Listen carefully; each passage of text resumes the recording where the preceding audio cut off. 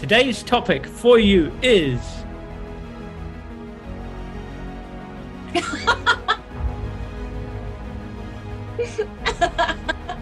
the Royal Navy. So get out the rum, sodomy and the lash. England expects every man and Jen to do their duty. Hit me with your best facts.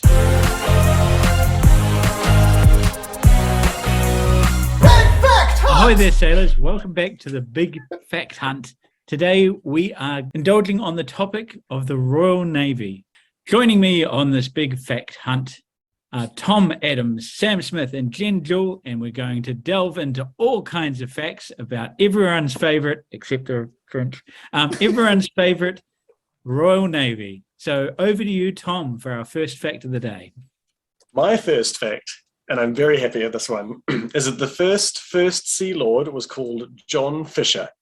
Oh, that's great. Which is great in New Zealand because Sea Lord is a fishing company. Yeah. So the first Sea Lord is called John Fisher, or John Arbuthnot Fisher, first Baron Fisher. What was that middle name? Arbuthnot. Arbuthnot. That was my parents' nickname for me when I was a fetus in utero. Because you smell like fish? Yeah.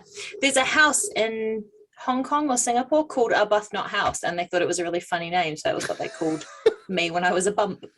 Oh, fair enough. Weird. Cool. Yeah. I thought Jean was going to be like, it's just a really classic name in the UK, like Bamber Gascoigne. Yeah. You leave Bamber Gascoigne alone. I love Bamber Gascoigne. And over to Sam. Did you know in the Royal Navy there is a much higher chance of you being a cockchafer? I That is did. because there was That's a not beetle. one, not two, not three, but 4 HMS cockchafers. I believe it's Was a it- beetle, a kind of bug, like, What, like, it's not a bug, it doesn't have sucking mouth parts, like an actual insect, a beetle. are you saying McCartney, Lennon, Harrison, and cockchafer? Because it's not, it's Ringo. It was the fifth beetle. That was I also Pete- love that Pete Kenny's gone that cockchafers can't be beetles because they don't have sucking mouth parts, which is a great way to get a They can't be cockchafer. bugged. I also found a bunch of funny names for these boats. There's the HMS Bat, which is quite funny because it can't fly, and it came in before they brought in radar, so that's quite funny.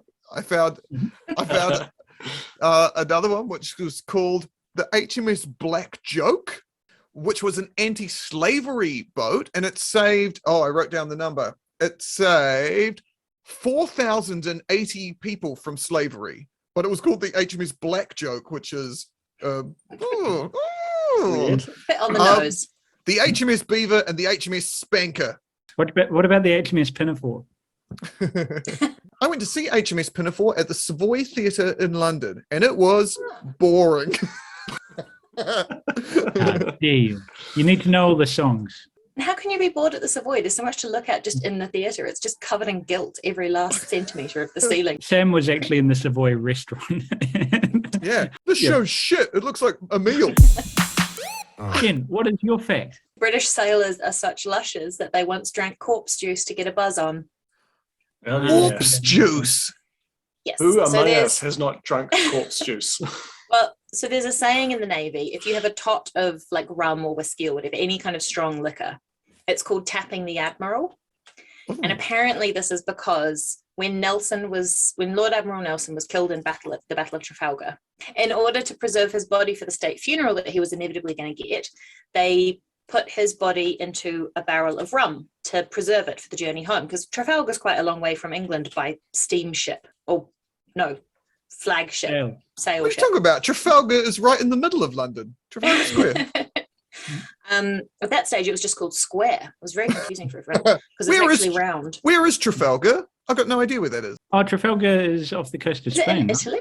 Oh, Spain. It was not a quick journey, and he would have gotten stinky and manky by the time they got him back. So they stuck him in a barrel of rum, thinking the alcohol would preserve him, got him back to London, and when they unpacked the barrel, they realized there was significantly less rum in the barrel than when they had put him in. Because And the Nelson theory was is- alive and he was drinking it? He actually drowned him. drowned. It's really sad. No, the sailors had been siphoning off some of the rum for their own use.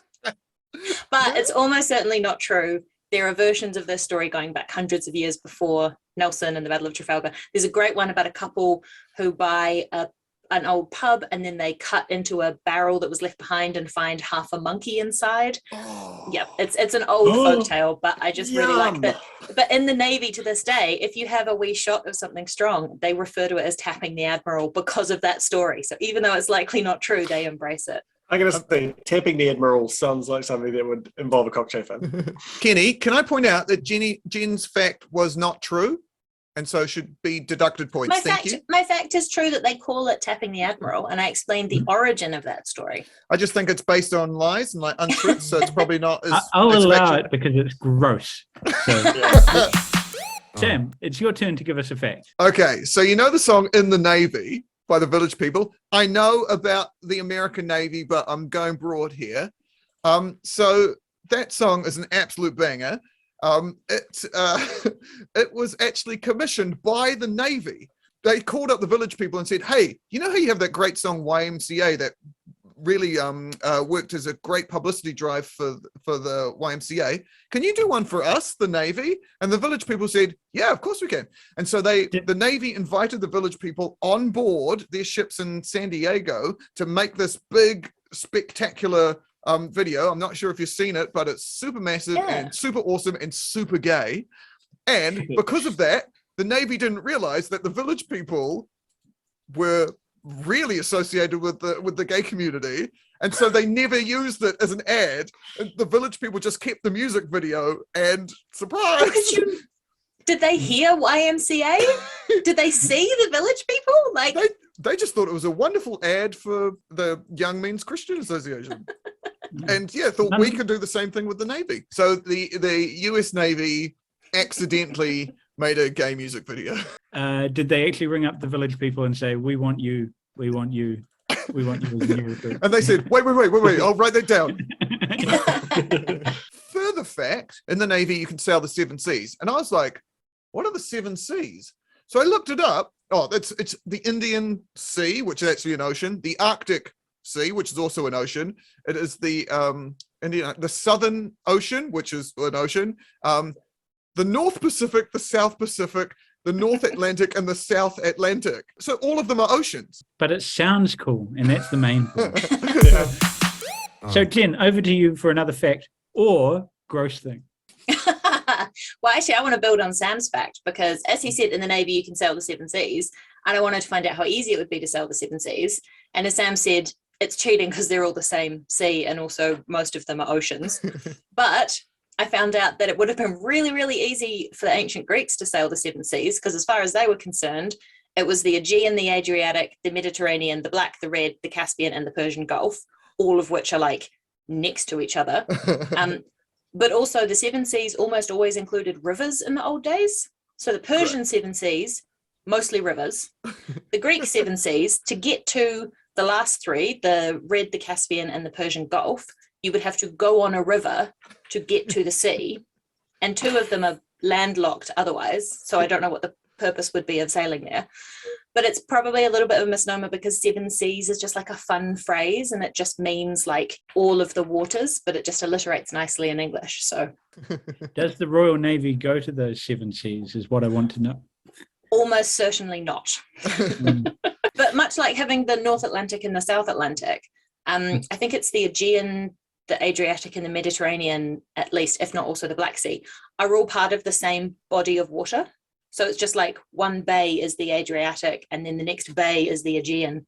It's really cheating. Like you could do it in, I reckon, a couple of days. Have you heard that theory that the Straits of Gibraltar, that was basically a hill or something that had blocked all that. So all of that is just land. And then when that broke through, boom, the water came through. That's what gives you the flood for Noah's Ark. And all the stories have come back from that. That's what people say, so Kenny. Cool. You can go like this, but it's what they said on a podcast they listened to 2 years ago.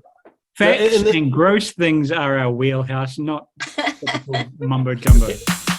Thom, can you give us a fact about the Royal Navy, please? I can. I can tell you about one of the worst planes. I can tell you about submarine planes, which is the greatest discovery. So they had these planes that were designed to be kept inside of submarines, so that when the submarine came up, the plane would would fly it away. Amazing. And they had the one called the Pato, and it was a tiny plane, and it had little foldable wings. And the idea was that you'd come up and you'd like unfold it, but they'd try and do it as fast as they could. And so there's this one submarine that came up, and there's like some ships watching from the side, and the ship came up, and the plane went, and then the submarine went. because they had opened the hangar doors too early, and the entire bay flooded with water, and the entire submarine sunk, and 62 men lost their lives. Oh no! That's funny. That was really funny until that point. Sorry, I'm actually wrong. It was only 60 sailors. As long as it wasn't 69, because that would be funny. Why would that be funny? It would be great. It's the sex number. Oh, nice. Yeah. There are definitely more planes in the ocean than there are submarines in the sky. So, so was that the Royal Navy though, Tom? It was the Royal Navy. It was the Royal Navy. We Very should clear good. that was up, the Royal shouldn't we? Navy. The Royal Navy is the Navy of Britain, as they were taking Technically, over the Commonwealth. The Commonwealth, yes, So you're the absolutely New right. Zealand Royal Navy, the Australian Royal Navy, Yes. the Canadian Royal Navy, all in service to the same but different queens. Yes. And if you want to hear more about that, listen to our episode about Queen Elizabeth II. Jen, it's your turn for another fact. Do you want cats or ghosts? I want Royal Navy Both. facts. Yeah, but they're all Royal Navy facts. Do you want Royal Navy facts featuring cats or featuring ghosts? Cats, always. Cats. Okay. So obviously ship's cats are a common pet because they keep the mice down. But there are some more unusual mascots, which is the fancy word for I'm not allowed a pet, so I'm calling it a mascot, including mongoose. During a visit to Rio de Janeiro, HMS Jaguar was presented with a live jaguar as Great. a pet. Great. And yeah. also on the submarine, HMS Andrew, serving in the Far East, was Percy the Python. I'm going to reiterate that. On a submarine. Yeah, good.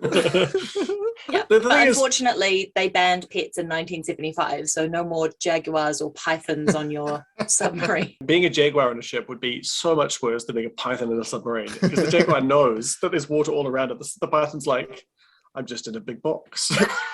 I know a fact about jaguars. The Argentinian rugby team is the Jaguares Jaguares. in the Super Rugby. They have a jaguar on their shirt, but people didn't know what jaguars were, so they called the team the Pumas. And Tom, Is that why they're called the Pumas? yeah, Tom, can you confirm that Pumas and jaguars are different? Well, actually, they do belong to the puma family.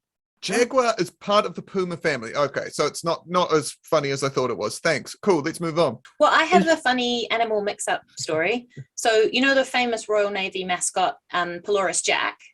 Yes. Yeah, what kind of animal was he? Dolphin. No, he was two bulldogs. Ha! What? No. In a dolphin costume. Pelorus. Ah. Pelorus is just So by Nelson. I know this. Pelorus Jack is a famous dolphin who would guide mariners through Cook Strait, which is the strait between the North and South Islands in New Zealand, Te Waka o Maui and Te Ika a Maui. But when New Zealand built a warship for the Royal Navy, we called it HMS New Zealand. Super That's good. That's a good inventive. name. And the mascots of HMS New Zealand were two bulldogs, both called Pelorus Jack. Oh. Pelorus Jack the dolphin didn't sell out to the man. He was his own dolphin. Next up is Tom, who's also been known to lure me with an animal fact or two. The Royal Navy is kind of responsible for quite a lot of things, including lots of expeditions, such as the expedition where James Cook was, one of the first white people to arrive in New Zealand, but also was the HMS Beagle and the journey of Darwin. And in that journey, where the seeds of evolution were planted, he accidentally ate a new bird species. And didn't realize that he'd eaten the new bird species until after he'd finished, and then sent the leftovers home to be preserved. It's like how they tried to bring back the Galapagos tortoise. They tried to bring back a specimen of the Galapagos tortoise, It's but they couldn't fantastic, because they were that's too yummy. So they kept eating them before they got home. They just They're stack 'em up. "Oh, no." I'm like that when Yeah. I'm trying to get fried chicken home. Have any mascots been eaten? Going back to your None that I've seen Did anyone at on the this age. HMS Andrew eat a python? Wink, wink, nudge, nudge. No, they I had some mean- really long sausages one night, and then he was never seen again. But I don't know what the story behind that was. Henny, I love the fact that you just said eat a python and then you went wink, wink, nudge, nudge, which is two Monty Python references. Very good. Sam, can you finish off the third round with another animal fact, or have you got another Royal Navy fact to lay on us today? Both. Okay. What's your favorite striped animal? And it has to be a zebra. Tiger. Zebra. So zebra. In World War One, the Royal Navy camouflaged their ships as zebras. This is dazzle paint, right? This is dazzle camouflage. This is right. So they use big, like, black and white striped things on it. It looks so awesome. It kind of looks like that, but with stripes. And they used it on the idea that that from a distance you wouldn't be able to tell how far away they were, how fast they were moving. It wasn't about hiding and blending with the surroundings as the sort of the grey that they paint them now is. Yes, it was invented in Britain and it was used in World War One by Churchill, who was the head of the Navy. And the quote was, "Success was at best mixed." So I don't think it worked too well. Did any of those ships get eaten by lions during World War One? 0. There you go. So it works. Very good. But Kenny, you know that's maybe not the reason why zebras are striped? I think I know The this. stripes. I think zebras are striped because they want to stay hidden. They don't want to be spotted. No. No, it's so that you know when to cross. You're actually going to ride a zebra across the road. No, the theory is that the stripes are actually just there's something about the kind of the contrast which disrupts fly behavior, and so flies are less likely to land on stripy hair and stripy skin than non. Which is quite. Thom, it is your turn again.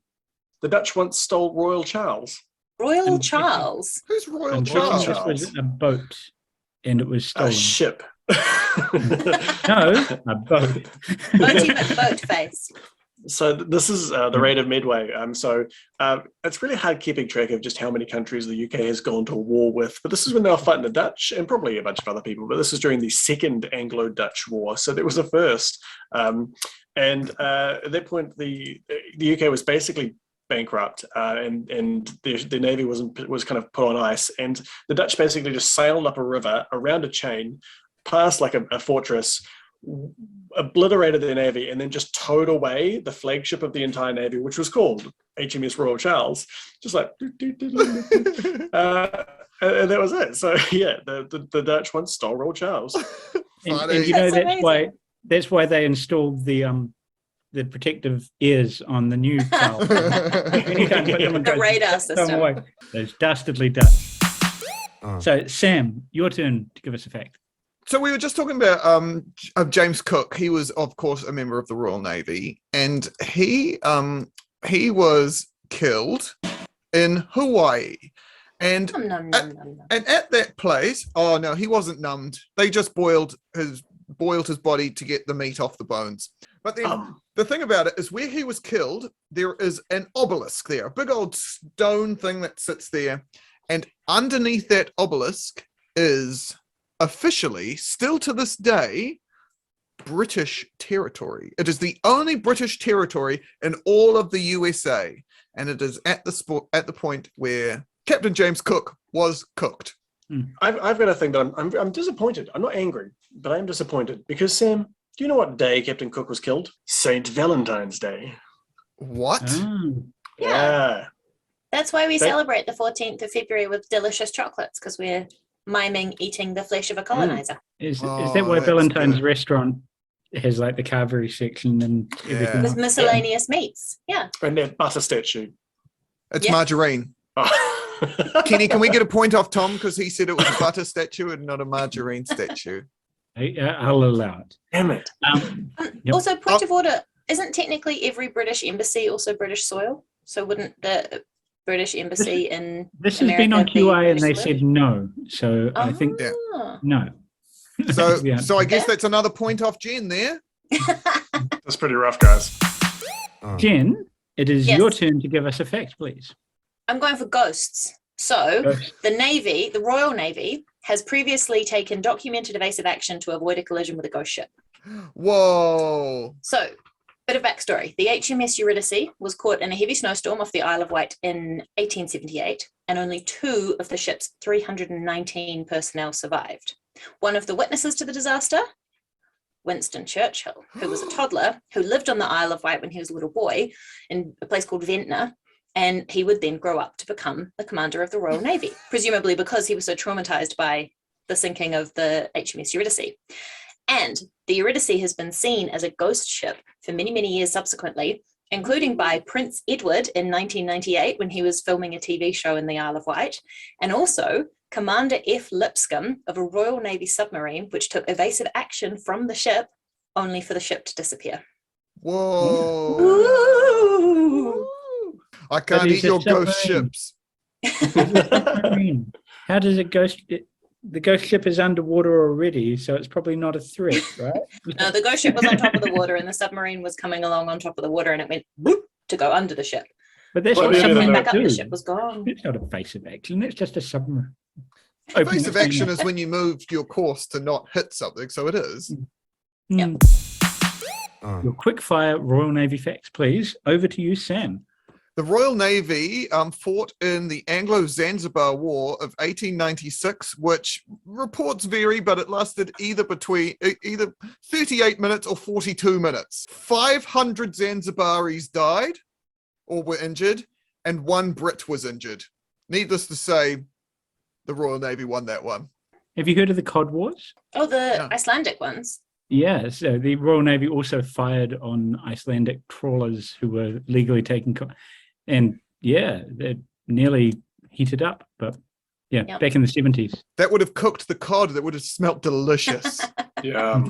Smelt good. I like it. Oh, good pun.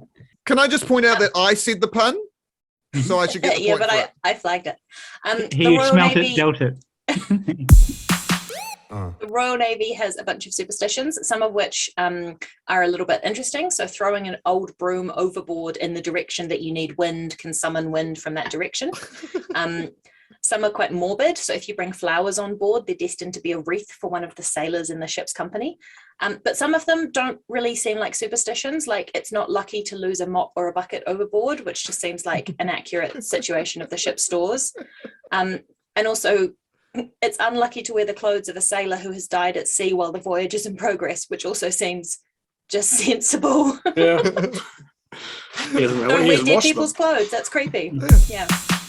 So, Tom, can you round us off with one last fact? I can, on a similar vein to Jen's, naval slang. So, what do we think a shite hawk is? Just a Someone who sparrow. mucks out the latrines. That's a seagull. What do I we think said a sparrow. sun... That's quite close. It's not the same. What do you think a sun dodger is? Submarine. A cloud. Yes, submarine guy. What do you think a woolly pulley is? Sweatshirt. Jumper. Yeah, it's just a jumper. I don't know, I just say what woolly jumper, but put the old woolly pulley on. And what would I Woolen pullover. and what would I get in Chad Valley? Burpees. Dick pics. I mean, sort of. Swole. No, I would get stuff that is not very good, lesser quality. So Chad Valley is not a good place to get stuff. Oh. I don't know where it Is that comes just from. them but, shading on somewhere in like rural England or something? Oh, they're probably Chad's in Africa, on Jen. Chad. Yeah, the country. Oh, yeah. Everyone's favorite geography quiz round answer.